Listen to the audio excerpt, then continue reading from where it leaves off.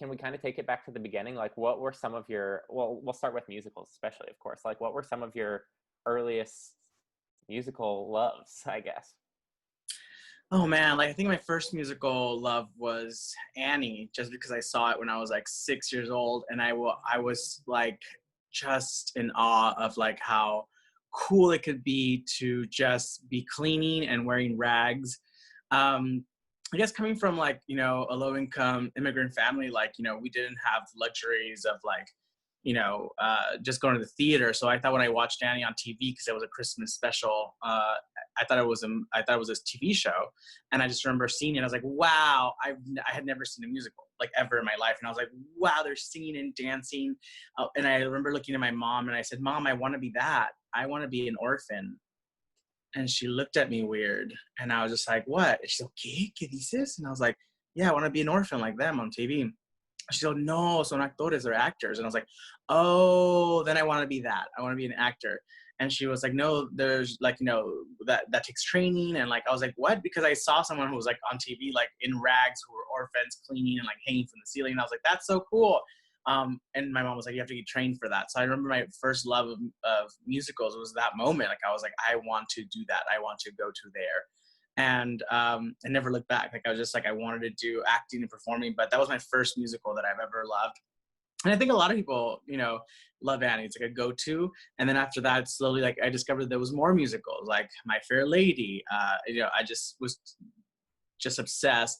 And then even more like Julie Andrews. Like, then it was like, Mary Poppins, and just kept like growing and growing. And I just remember knowing that there was this like treasure trove of like just musicals that existed that I'd never had heard of or known. And to this day, I'm always excited when I listen and hear about a new musical, because it's just always changing, always evolving. I remember like when Spring Awakening came out, and it was like, whoa, crazy. Like, it's like, they're like sex on stage, and like I'm in school and like I'm seeing this in front of me. It was like kind of weird, and just like, and I just remember like seeing like the show and just thinking, this is so weird, because it's like, I love musicals, also they're teenagers, also like I'm a teenager, also they're having sex on stage, also I want to have sex, maybe not on stage, but I like this, and I just remember being such like a moment. And then you also found like your tribe. Like, I remember finding other musical queer folk who was just like, yeah, I love musicals, and me too. And I found some of my closest friends through musicals, doing them in school.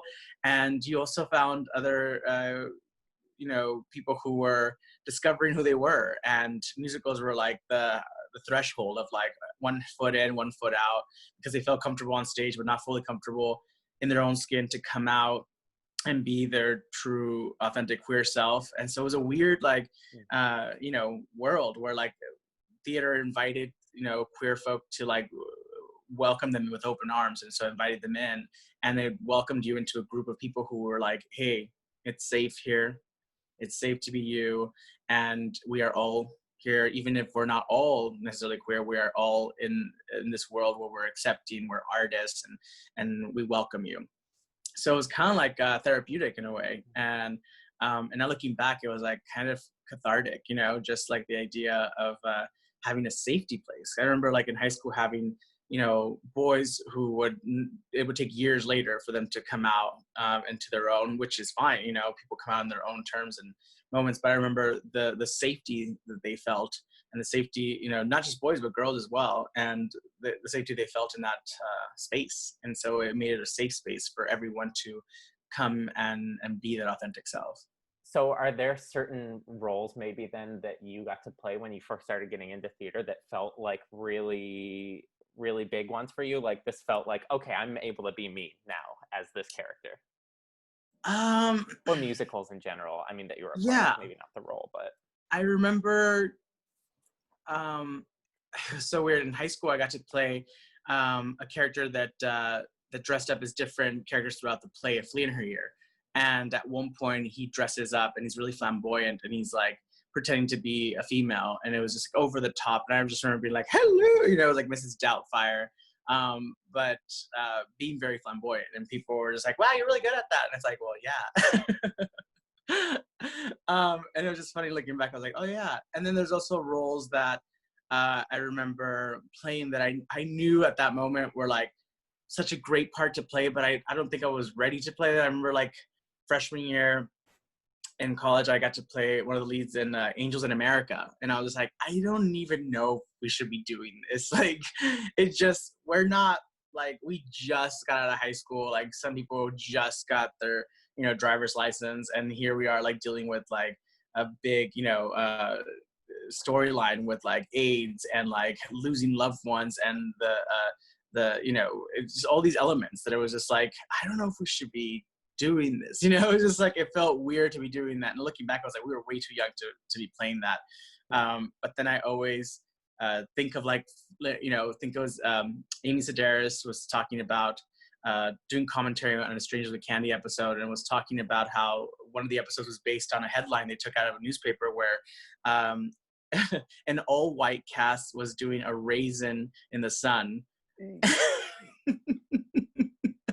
And I just thought, sometimes people's intentions are just like, where did you get this from? Like, it's not the time. No, that's not a good choice. Not a good choice. And I thought that was so funny because it kind of like, it's not the same, but it was just like, I see the newspapers now. It was just like high school students perform Angels in America to the best that everyone's ever seen. Like, I was like, no one's going to be doing that headline. No one's going to be, the Sacramento Bee called it mildly amusing. Oh my God. So, yeah. I mean, I think more with the lens of looking back on it now, are there other shows, musicals, or things of that nature? I mean, even Amy Sedaris, who brought up Strangers with Candy, are there other instances of things where you can look back now and be like, I guess that was probably pretty instructive to my queer identity and who I am now? Yeah, I'd say for sure, like, I grew up watching Strangers with Candy and Amy Sedaris, and I wasn't supposed to. It was like reruns on like Comedy Central, and it was late at night, and I remember like it was like on like at 11 p.m. and I should have been in bed already, and I would like watch it. And that was the first step of like, I'm watching something that's supposed to be bad, or I'm not supposed to watch because it's dealing with something that I'm not supposed to know. And I remember watching that, and and just like the storyline, because Amy Sedaris' character, Jerry Blank, was as she liked to say, she likes the pole and the hole, is what she would say. And I just remember thinking words like that I was just like, what is she? Oh my gosh, she likes boys and girls? Like, oh wow, okay. And then like the storylines would always be like, one day she has a crush on Tammy Littlenut, the girl, and then the other day she's like, checking out some guy's package and saying, I could chip a tooth on that. Oh, okay, time to rewatch Strangers with Candy, obviously. So if you look for it, there's a lot of moments like that are just like, woo. And it's just like, I just remember that. And one time, I don't know what happened, but I think I switched the channel because I was just like worried that like my mom was gonna like walk in, because it was like the middle of the night, and I fell asleep. And I remember falling asleep. I was falling asleep, and my mom the next day is like, what were you watching last night? And I was like, oh, I don't know. I don't remember. Well, I didn't know, but I fell asleep, and it had switched to like Cinemax. And it was a late night showing of like, or should I say Skinemax. And it was just like some threesome storyline, basically C-level porn. So she was like, I saw there was two women and one of them couldn't get her dress off or something. And I was just like, and so it was just like, where it's you're damned if you do and you're damned if you don't. Like, I rather would have just had it on Strangers with Candy, and then that would have been an easier conversation than, what were you watching last night? I walked in to turn off your TV and That is so funny, because that is so often a thing. Well, in my experience, like, you'd be watching a movie with family and there would be like even suggested sex. My dad would then, that was his cue to then be like, we had a dog named Daisy for a lot of my childhood, and that's when he would be like, oh Daisy, hey, what are you doing over there? And it was like, I know what you're doing. You're trying to get me so we don't have to address what's going on here. But that coupled with the idea of always, it was the stuff that you were like maybe not supposed to watch, so you're watching it late at night when parents were already in bed or something, like trying to sneak that in. I love how the like Strangers with Candy was that for you. It was so funny. Yeah, I remember even with like Titanic, like it was just that one scene with like Kate Winslet was like the only nude scene really, and it was like tastefully done because she wanted to be drawn like one of his French girls. And I was just like, this is great. Like I love this, and and looking back, I really love Titanic too. Just the romance of it. It was like poor boy coming from Wichita Falls and aristocrat girl who's about to get married to the guy who's clearly the douchebag, and I'm just like, oh, that's so. I want that. I want to be engaged to a douchebag, and then really find my love on a cruise ship, because that's what all cruise ships are meant to do. They make you find your true love. Of course, if you can't find it there, then where can you find it? If you can't find love on land, have you tried sea? I think for me, like I was doing musicals since I was little, so it was almost like it went together. And for me, I was always just like the funny guy, so people were never like questioning me or saying anything because, yeah, like up through high school, I was just so obsessed with performing that the idea of even dating wasn't like, for me, it was like, I don't even if I wanted to, I didn't. And if I did go on dates, I was usually asked by like a girl, like, I got asked to like a dance. I was like, sure. And then I thought we were all going as friends. So we were like, okay, cool. And then my friend, Adriana, started dancing, who's queer herself, was dancing with me, but wasn't out at that moment. She was queer later. She was queer, but she came out later. But she was dancing with me. And then the girl who asked me out on the date was like, hey, and she went up to her and was like, that's my date. So, and I was like, oh no, I don't know. I don't need to, I didn't want to, no, I don't want, what? And then Adriana looked at me like, what's going on? And it's like, I'm her date. I'm her date. And so that's the thing. But looking back, I do remember that it was almost a little bit too much my friend Tyler and I would listen to Britney Spears on the way to school. And it was weird because like we are both queer, but we never addressed it, and we knew of each other, and it was just like never the topic. It was just like, this is who we are, and that's just it. But it was weird. Like that was like our secret. Like we would blast Britney Spears' new album and then not like bring it up at all. Like later on, like we wouldn't talk about it at school or anything. And then we would ride back home together and like blast Britney and like sing to it. And it was just like, because if you liked Britney at that point, and if you're a guy, it was like, oh my gosh, she's hot. But if you like Britney and you didn't think she was, I mean, she is hot, but if you didn't see her as like an object like that, then it was like, wait a minute, bro, you like Britney because of her music? And that was like the weirdest question to be asked. I was like, yeah, I mean, her songs are pretty cool. It's like, what? Yes. No, that's totally it. It's like, especially with like these pop singers, it was like couching your actual like enjoyment and of their music with having to be like, there's that little bit of like oh yeah, because Britney, just Yeah. Britney, she's hot. Yeah. It's like always She's was hot. that. She's hot. Yeah. And I can't remember how many, and looking back, all the stories of like different guys in high school who liked so many hot, which they are, but there was like, oh man, Mariah Carey, so hot. Britney Spears, so hot. All of these like singers so hot. And it's like, which they are, but also like, you have a lot of posters and all their CDs. And it's like, oh, and then Buffy, then you have Sarah Michelle Gellar. She's like, no, she's so hot. She's a slayer. She's so cool.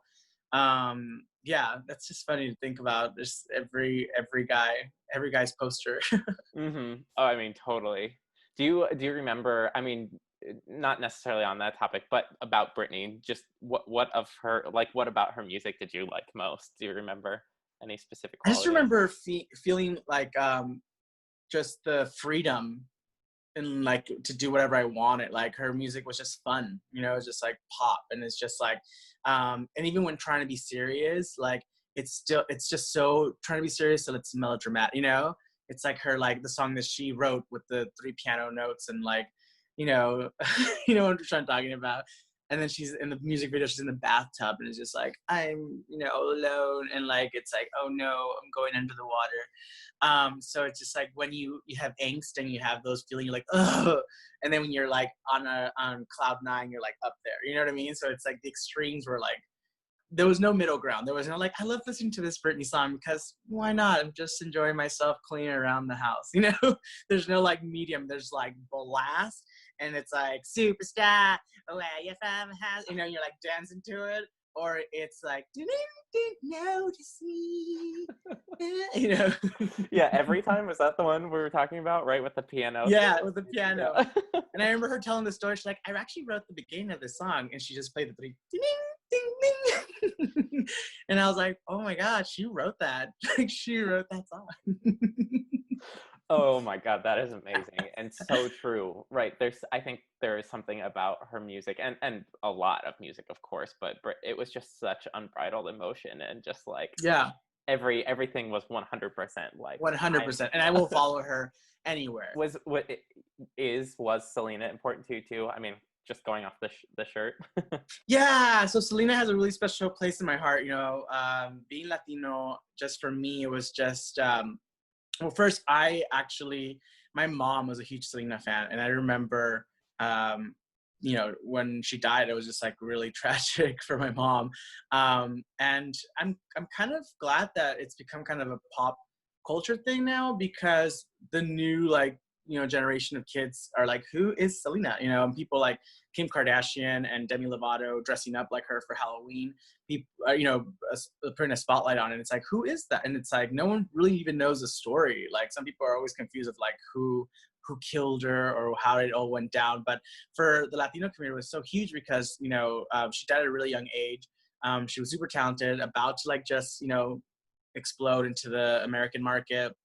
And tragically, she was murdered by the president of her fan club, which is such a good, that's like a soap opera in itself. So the idea Right. of even how this artist passed away is such like a Mexican soap opera. You know, it's just like, it's so tragic, and it's like beautiful, talented young girl, wants to do good, and you know, maybe jealous, you know, mean spirited fan, you know, controlling or fan club operating president destroys her life. You know, it's like all these elements are just so perfect for this tragic ending. But her music is so cool, and I actually really do like her music. And it's like her music can really kind of lift my day up. So I do love Selena. And then watching Jennifer Lopez play her in a movie was life changing for, you know, a little Latino kid who's like, wow, because at that point you had not seen a lot of Latinos as leads in mainstream, you know, Hollywood. And so that was one of the first ever. And so Jennifer Lopez kind of opened that door and, you know, and paved the way for like other Latinos behind her. I love Buffy, but my friend Denise, she loves Buffy, like love.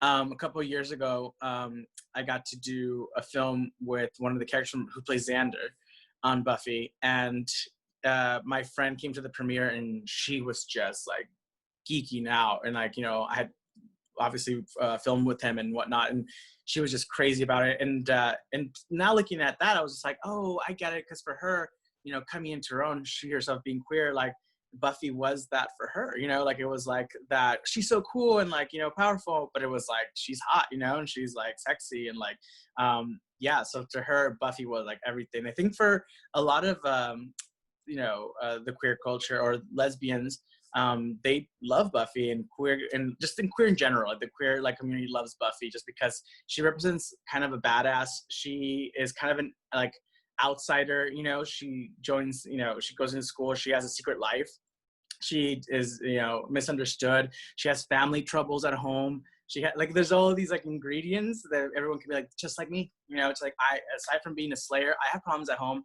I can't come out to my parents, I'm secretly living a double life. You know, literally, I could go out to a club at night and then come home and then like pretend that I was just doing homework. You know, people are living these secret lives. So Buffy, I think, resonated in that way because it kind of was parallel to like your life. You know, like what you were secretly doing. Oh, for sure. No, that's a great read of it. Right. It let us make Buffy a metaphor for ourselves. You know, it's just like, yeah, I mean, because you see so much, she's just supposed to be in so many ways like the girl next door, but then yeah, Yeah. there's this whole other side to her. Yeah, and it's like a whole shield for everyone. So if you were a lesbian, you were like, oh my gosh, she's hot, but she's a badass. And it's like, if you're gay, you're like, oh my God, she's hot, but she's keeping a secret, just like me. I can, you know what I mean? Everyone can attach themselves to something about it that they really, that resonates with them.